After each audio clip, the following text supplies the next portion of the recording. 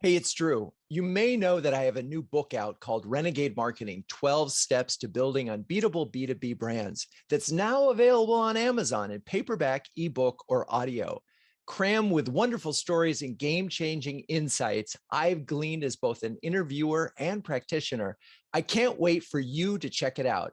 In fact, for listeners of this show, I'd be happy to share an entire chapter for free. Just email drew@renegade.com and we'll give you chapter 1, Clear Away the Clutter, and our 12-step cheat sheet. Okay, let's get on with the episode. Hello, Renegade marketers. On past episodes, I've highlighted how the pandemic separated businesses into two categories, essential and everyone else. If your business is deemed essential by your customers, then most likely business has been good or very good. If your business isn't deemed essential, then you've had the pleasure of meeting the CFO, who says, not now, we're fine with what we have. One business category that you probably don't think a lot about, but was at the tip of the spear when it comes to pandemic fighting, is the cleaning industry. Now, I don't want to say they cleaned up, but in fact, the demand for industrial strength cleaning of offices, hotels, shopping centers, and transportation hubs like airports has never been greater. And one brand that has been at the center of this is ABM Industries. Founded in 1909, this Fortune 500 company employs 140,000 people in over 20 countries. That's a lot of cleaners and cleaning jobs that got a whole lot more complicated with the pandemic. To learn what happened on the front lines and how ABM upped its game during the pandemic, today's guest is Cary Bainbridge. Cary joined ABM 18 years ago and became CMO in 2017. Hello, Cary. Welcome to the show. Thank you for having me. So first off, where are you? I'm in Atlanta, Georgia. All right. And that's where company's headquartered? Actually, ABM's headquartered in downtown Manhattan. Oh, you would think I knew that. And being since I'm here from my home studio in New York City. Anyway, let's go back to 2020 when it first became clear that the pandemic was really going to change things for ABM and your customers. Do you sort of remember the moment? Oh, I remember the moment. I was in New York. And I remember the moment when we realized this was getting serious and we needed to respond quickly. And so talk a little bit about, what were some of the things that happened in those early days for you? Because I'm imagining, for so many companies, it was a moment of, how is this going to happen? We're sending our employees home, but what else? How long is this going to be? And so there was this immediate pullback by so many CFOs, CMOs, CEOs, but what did you all do? And how did that go in the early days? Yeah, so right away, we put together a cross-functional operational response team, and we knew that our customers were going to be looking to us for guidance. So leveraging the web was one of our immediate steps in terms of creating a COVID response center. So what to do, what the guidance was, and how we were going to be able to help respond quickly to the immediate guidance that the CDC was putting out. Right. So you really, and I know that lots of companies put things on their web pages about COVID guidance. I remember that whole period. It became the primary banner for so many companies. But in your case, this was really the business. This is what we do, right? You said 112-year-old company. Cleaning is what we do. And clients, traditionally cleaning has been a very budget sensitive operational expense. So this really became for our clients. Now, what do we do? What do we do in terms of protocols, supplies? How do we think about what we need to change to keep people healthy and safe and feel like they can go back and enter not just their office, but get on a train, go to the airport, what to do next? Yeah, the way this touches our lives in so many different is phenomenal. And the evolution of the thinking about what it means. I was just reading an article in the New York Times today how various studies have shown that dividers in like plastic dividers at say grocery stores or even in classrooms are problematic. And, and because they might trap these germs, if you will. And I thought, oh my God, well, that was state of the art a year ago. And so that also has to have added a lot of complexity to what you all have gone through, is that the guidelines have changed so much too, right? It changes every week, Drew. And I think, one of the unique challenges too, right, is so much is changing state to state. So a lot of the challenge in all of this is tracking to the guidance that's also being given on the state level, right? So this became not only a story of adapting, but also trying to play offense while the rules continually change on you. Yeah, I mean, it's the complexity of the challenge, both in just the notion of cleaning. And then, of course, you have this thing of we want to market the business of cleaning and we don't want to be ambulance chasers and feel like, this. But this was a moment for you all, too, right? Because suddenly what you do went from, as you said, a cost that was budgeted and really all about price to, whoa, this is something that we really need to have front and center as a policy for our employees, for the way we do business.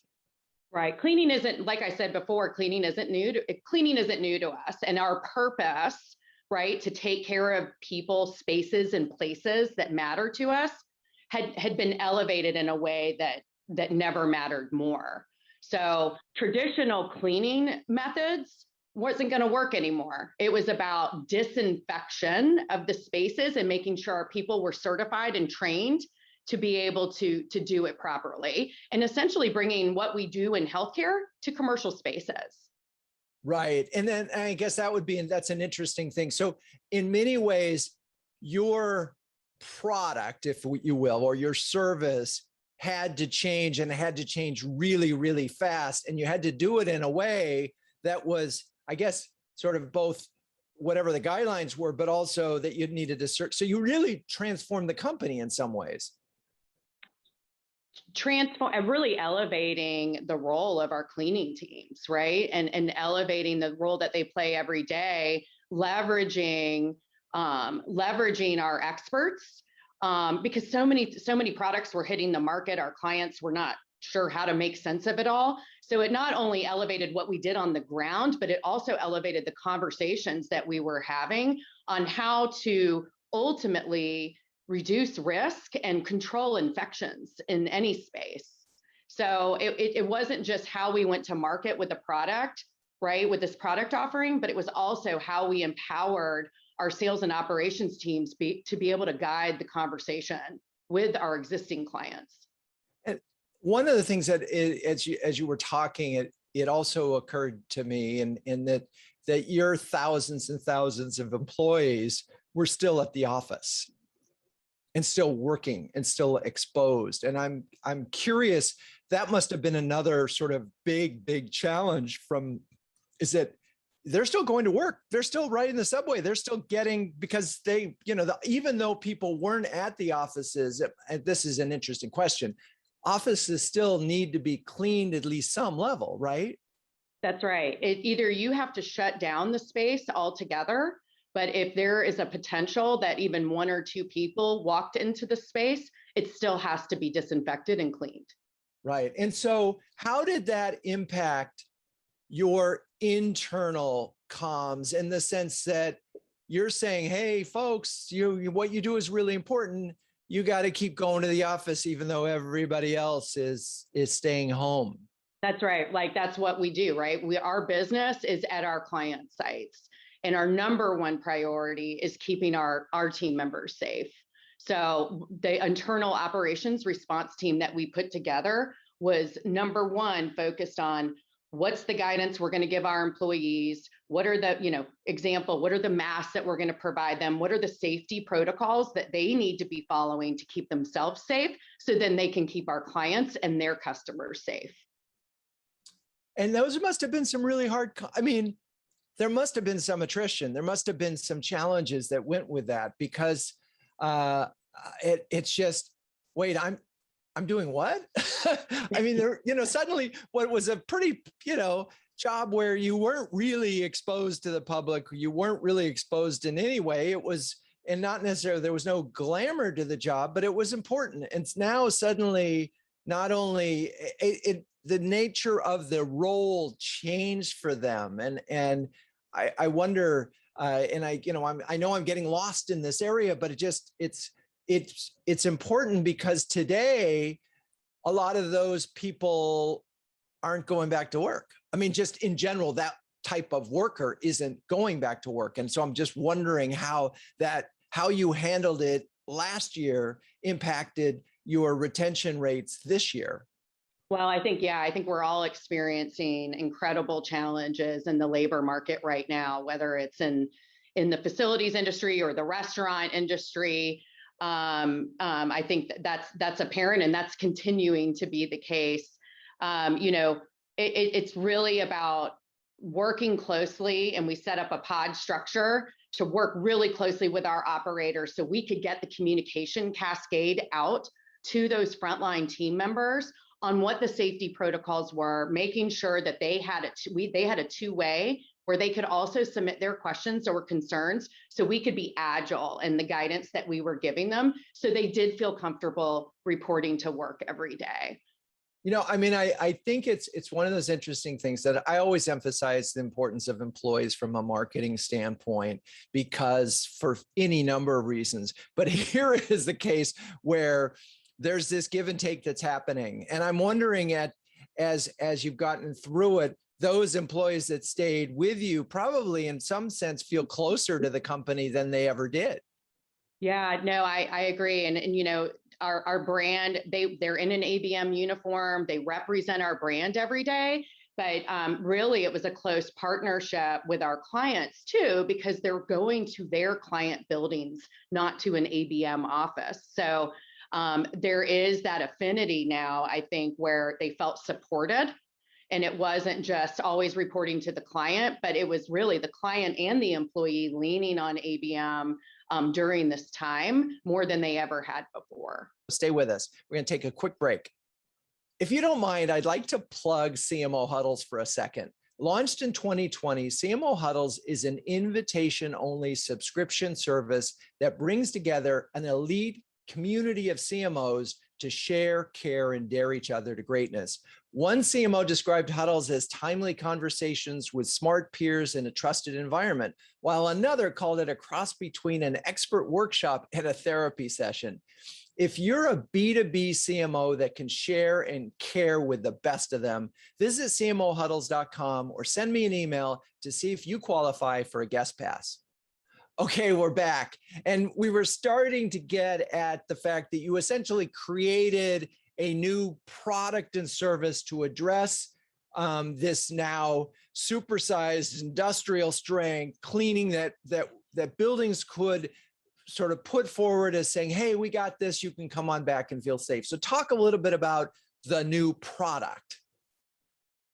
Well, Enhanced Clean the Enhanced Clean offering was really a prescriptive 3-step approach that could deliver healthy spaces using a certified disinfection process backed by experts, right? So what was unique about it is we developed an expert advisory council made up of industrial hygienists and epidemiologists helping guide the development of our program.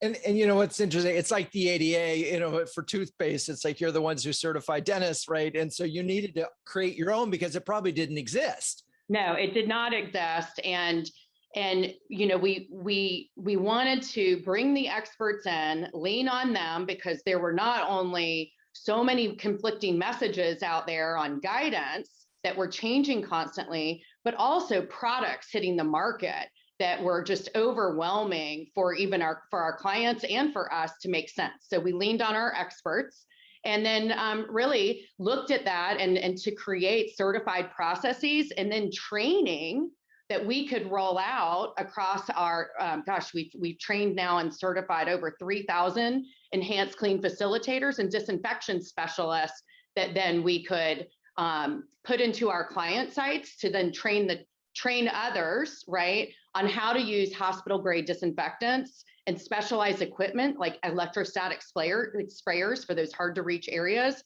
quickly. And so that was really the basis. And before we got into some of the evidence-based testing that we could then do later on that really validated that the disinfection was working. And did you see this as a premium offering that you would bring to the market, or was this something that would, hey, customers, this is the new way we're doing business? No, I mean, it was more premium in the sense that disinfectants cost more money, right? Disinfectants cost more money. We were investing in the expertise and the training and the development of the program. So there was a lot of intangible investments there on the back end. And then also, as a company of our size, right, we had to look at the demand for not just staffing, but for supplies. You know, everybody remembers when you couldn't find toilet paper early on, right? And you couldn't find disinfectant wipes. Well, ABM, given our size and our footprint, we had access to resources, and we had the ability to prepare and pre-buy a lot of those things so that we could take care of our client needs. Right. So, yeah, I mean, and all of this stuff is so interconnected. Now, I'm wondering a little bit about, so there's a famous sort of way back when Tylenol had a terrible situation where somebody had poisoned their pills, and they took all the product off the market and they went back with what they called triple sealed. It was triple protected, right? And part of it was they didn't need it, but they had to change perceptions, and they had to do it in a way that sort of really that like, oh, it's triple sealed, therefore it is safe. And I'm wondering, somewhere in this, for building owners in particular, there is a perception of clean and a reality of clean. I mean, the reality of this is, my understanding is, airflow is probably the single biggest issue inside buildings, right? If the airflow is good, if there's a certain amount of fresh air, if the flow is going through, you know, the space is going to be a lot cleaner, and or safer is a better term than clean. So how much of what you're doing is about giving the buildings and your customers the perception of triple sealed? Right. So absolutely, optics and perception is an important part of this, right? And our facility managers, our property managers, they want to have that visual assurance in the spaces that the disinfection of high touch point areas is happening, right? And they want people to see that, whether it's the visibility of our day staff, right? Think about cleaners used to clean at night. So we're increasing staff during the day in the uniform, right? That they want that visible. They want that front and center. They want the signage front and center. But then there's a key part of Enhanced Clean that's unseen. And that's those certified processes and the training and the staffing and supplies, and ultimately the testing that the disinfection's working. So our entire marketing strategy was fueled by the message of this idea of safety you can see. Yeah. And that's such a good sort of safety you can see. And that I think is really, that does sum it up. And suddenly, of course, you used to be the unseen brand. Now you're the seen brand. And what does that, so let's talk about how that has evolved, your overall approach to marketing, and how, and sort of, when did you launch this Enhanced Clean, and how did you do it? So we did it in 3 waves, right? So we did it in 3 waves. Obviously, for the first 2 waves was really starting because we didn't know where the pandemic was going to go. It was starting with our top 100 clients, and then our next 200 clients, right? Because we needed to make sure we had the supplies that we could take care of with the staffing that we had to take care of our existing customers. So it started there with the sales enablement materials to be able to guide our sales and operators through those conversations and really position ABM as the trusted expert. Okay. And then the third wave was really going big, going broad, and leveraging all owned, paid, and earned media, all tactics and channels to really take our message broad to all clients, all prospects, and really amplify that. And so let's focus on the third wave. When did that launch? Last August, August 1st. Okay. And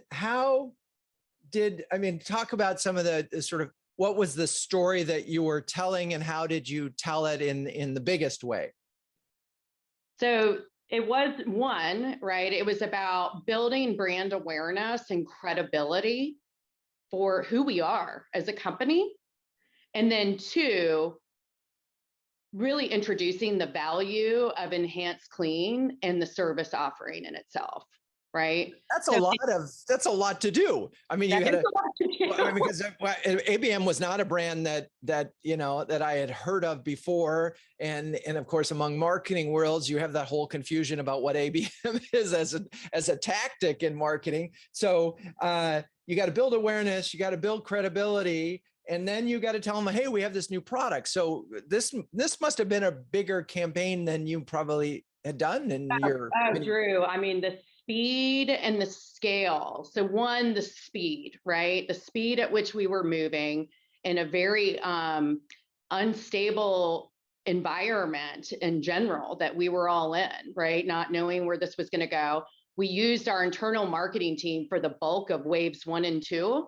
And so we knew in terms of the speed and the scale that we wanted to move into with the broader launch, we had to engage our outside partners to help us do that.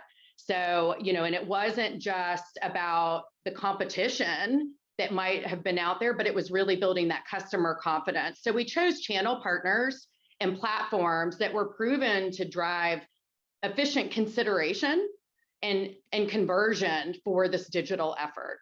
Okay, so let's talk about your channel partners. Give me an example of one or two of those and what you did with them. So our channel mix was heavily focused on very targeted display advertising and publisher partners like the Wall Street Journal specifically, and several of the industry trades. And what did you do with the journal? So we did some co-branding with the Wall Street Journal to really give us that broad awareness and credibility with, like I said, with relevant industry penetration so that we could strike a good balance, giving us a halo effect of exposures. And so when you say co-branding, give me a specific, what does that look like? What were some of the components of it? Sure. Yeah. So co-branding on all of their digital assets and feeding a lot of our content through the Wall Street Journal that they displayed through their web channels. Okay. So I go to wallstreetjournal.com. I see there, I'll see something like an advertorial headline that'll say advanced cleaning. That's right, in the real estate section. The real estate section. Okay, so it's targeted to building owners and owners of offices as well, because not just the building owners that do the cleaning services. That's right. And in some cases, we were right on the main page, really trying to get at that halo effect of exposure, like I said, to not just even the investor community, but the C-suite and business decision makers. And so you were using, was this primarily video? Or what's the story that you were telling? And was there a summary of that story, like a tagline?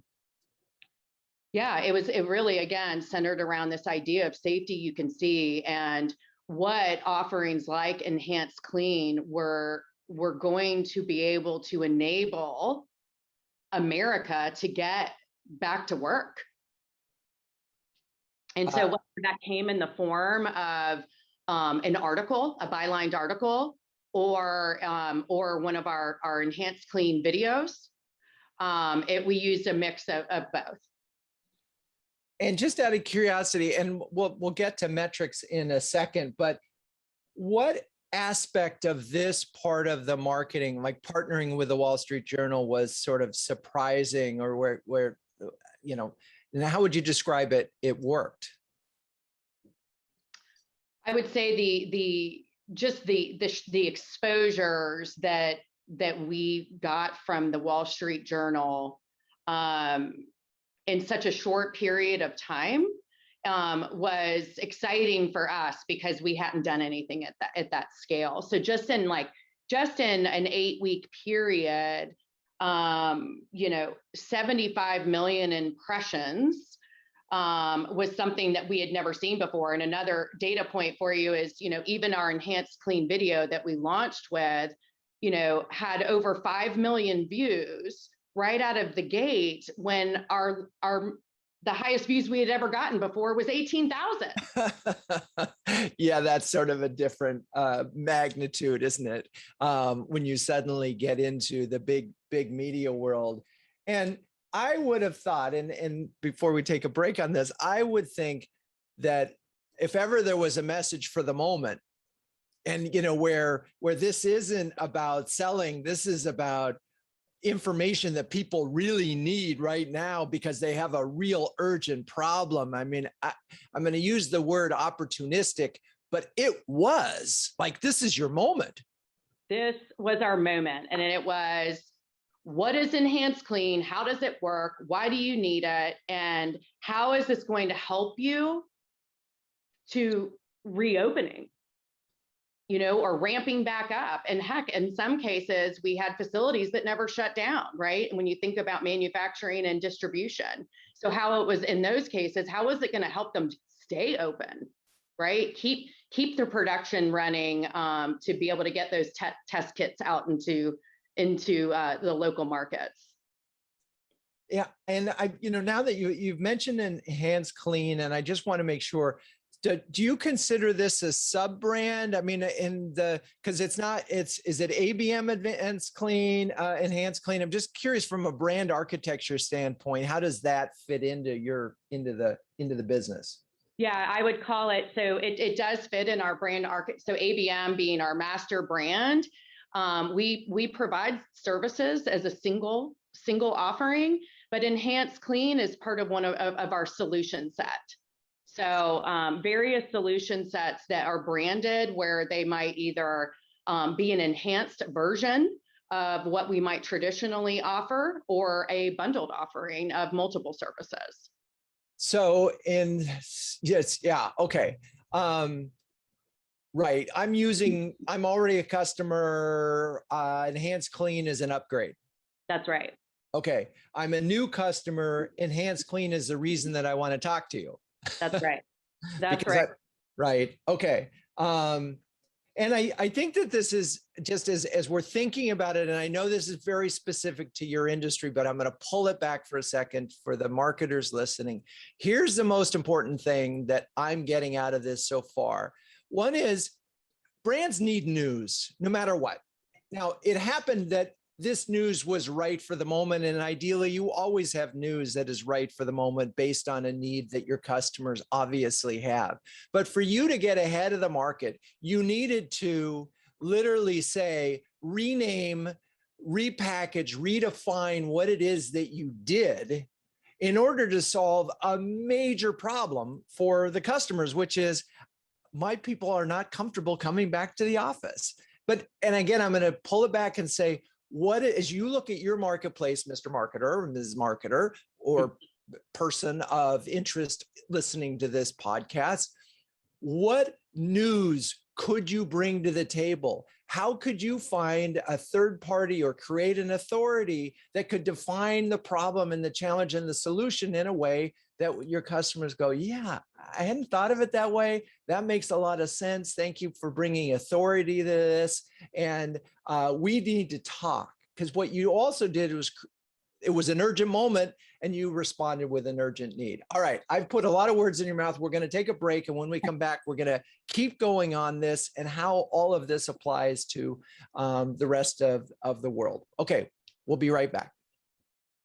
Have you thought about doing some market research, but didn't have the manpower or expertise on your team to make sure your research was methodologically valid, insight-rich, and newsworthy? Research that can be a tentpole for an entire quarter's worth of marketing activities? research that your BDRs and SDRs can use to help move a lead into a genuine opportunity. It's a lot to ask from market research, which is why more and more B2B marketers are coming to Renegade for help in this area. Renegade will help you craft the questionnaire, field the research, analyze the results, and even write up and design the report if your in-house team is too busy. If you're a B2B CMO even thinking about market research, do yourself a favor, visit renegade.com, and set up a time for us to chat. We talked a little bit about the Wall Street Journal and the video and so forth. What, and the views, how is this translated into business metrics? Yeah, and you know what's really exciting is that because we had this massive shift, right, from in-person events to digital, we have those metrics now, you know, and those in-person events have always been historically incredibly difficult to measure, right? And so we learned through this process, we were still able to sell and to create engagement through this hard shift to digital, like 100%, right? And so, you know, in webinars was a big surprise for us during this journey, where the engagement in webinars from not just existing clients but prospects was a really nice, exciting surprise to see that we're going to continue to do now on a much more regular basis in terms of that engagement that we were creating in that channel. So metrics specifically. And so talk a little bit about how, I'm just imagining if you had 5 million video views and you had, you know, huge number of impressions, that your pipeline of leads would be larger than it was before the pandemic. I'm just guessing here. And therefore there's all sorts of other challenges that come with it, which is qualifying them and so forth. How has this, you know, rapid increase in awareness, or at least exposure, resulted in how you've had to sort of change the way you, the marketer, are sort of managing lead flow and other things? Yeah, I know it's been significant, and you know, I think in the first half of this year, I mean, really year over year, we saw a 50% increase in just leads coming in, and so now we're looking at, you know, now how do we really start to tighten up the funnel for the leads that are going to be in the segments that we know we can deliver on, and really get our lead scoring mechanisms tightened up, because it was great, right? Like you have all this lead flow and going, okay, now how do we prioritize that? Right. Yeah. I mean, and that's sort of an irony, is like, what we really need are more leads. And then what we have is more leads, but we can't score them and we can't process them. And so I'm imagining things like your marketing ops people or your investment in marketing technology in order to help you with that, to process all these leads, because there's nothing worse than getting a bunch of leads and not being able to do anything with them. That's right. So it's really been, we've been really tightly, you know, we're really strongly aligned with our sales organization, number one. And that includes our inside sales team. So it's been ongoing conversations and really breaking it down by each of our businesses and looking at that lead flow. You know, where are we in the qualification process? What do we need to recycle back into a nurture campaign if they're not ready? And then really continuing at a local level with our regional sales leaders to shine a light on what activity is happening with these, to make sure that we keep them moving through that funnel as quickly as possible. And was there any point in time where these leads are coming so fast that we have to throttle back the media a bit? Yeah, we did. We, you know, like I said, we went out with the big awareness push, right? And prospecting across search, YouTube, and a lot of email outreach. And then really phase 2 of the campaign was throttling back in terms of prospecting, and then really zeroing in on retargeting for those that were engaging with us regularly. Yeah, it's a case of be careful what you wish for, right? We want more awareness. Well, we got it. Wait, That's here right. it comes. Whoa, it's an avalanche. And that's a again, I can just hear the listeners going, yeah, this is a tough problem here. How are you going to deal with all those leads? Okay, so yes, it's an amazing situation to be in a very serious and challenging way, but it's important, and I have to say, and I'm really glad we got a chance to talk about the subject, because I do believe that businesses are going to have a competitive advantage that do bring back their people to work a certain period of time, because the face-to-face collaboration that will happen, the human bonding that will happen, all of these things, and it's going to happen in the office. And so your role in making the office safe, both on a perceived basis, on a real basis, is really, really important stuff. And so you should have more leads. So let's sort of, as we wrap up and you think about this, what do you think sort of are the biggest lessons that you've learned from the last year and a half? I think the lessons I've learned, and probably one of the biggest ones, is, digital can work for us in a typically traditional industry. We don't have to be in person at events and put so much focus on that, especially in B2B.